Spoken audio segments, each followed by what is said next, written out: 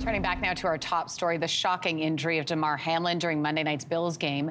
Joining us to give a player's perspective is Toronto Argonaut and Grey Cup most outstanding player, Henoc Muamba. Henoc, thanks for joining us this morning. Welcome.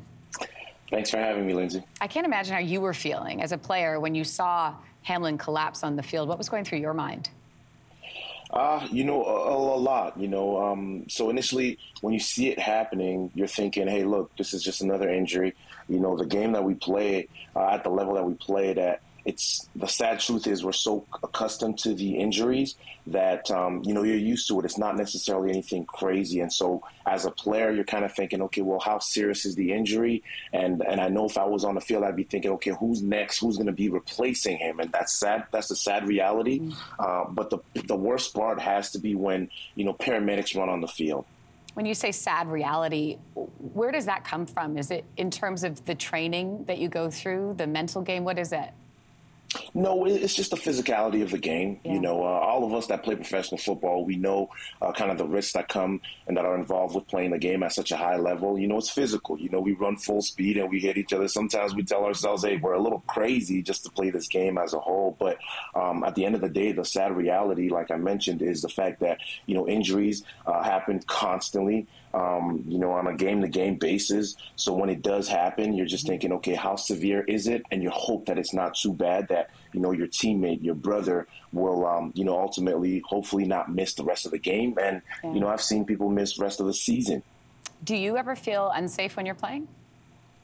Not necessarily unsafe. You always feel like, you want to be, you're capable of accomplishing your goal and are capable of executing the game plan. So it's not necessarily the mindset that we have as professional athletes. We always want to have the positive mindset. And we also believe that we're properly trained and ready to go. Right. And, we wear pads, we wear shoulder pads, we wear helmets, we wear thigh pads, we wear all kind of pads that we feel protected enough. But obviously it's, with the case that happened with Damar Hamlin, it's, there's things that can happen that, our protection, our pads, can't help us from. It was a pretty touching moment when Damar's teammates huddled around him to screen him from the crowd.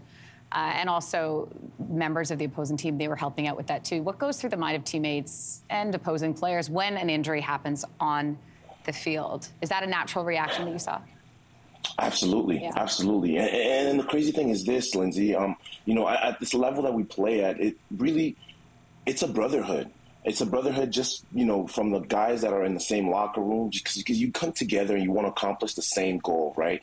And you come together, you become brothers. Sometimes we spend more time with our teammates than we do our family members. And so you get really close to one another. And beyond that, too, because of the nature of the business that we're in, a lot of times we'll have close friends that are even that we're playing against. And so because of that special those special circumstances, we become brothers and we have a whole brotherhood. And so when something happens to somebody else, whether they're our teammate or an opponent of mine, I'm thinking in my head, hey, look, I hope it's not too bad of an injury. I hope they won't lose too much time off the field, even if they're going to miss games. I hope it's not going to be so serious. But the worst case scenario, you never want to say, but you hope that it's not going to be fatal. That idea of the show must go on, Henoc, or the game must go on. We were speaking with Tim Graham from The Athletic just moments ago, and, he's covered games for 30 years. And he was saying, what kind of game are we watching if the league reportedly and then league officials told both teams that they had, 5 minutes to warm up and you got to keep going, got to get this play going. Obviously, that didn't happen. The game was canceled. But what does that say about the league and how they should have reacted?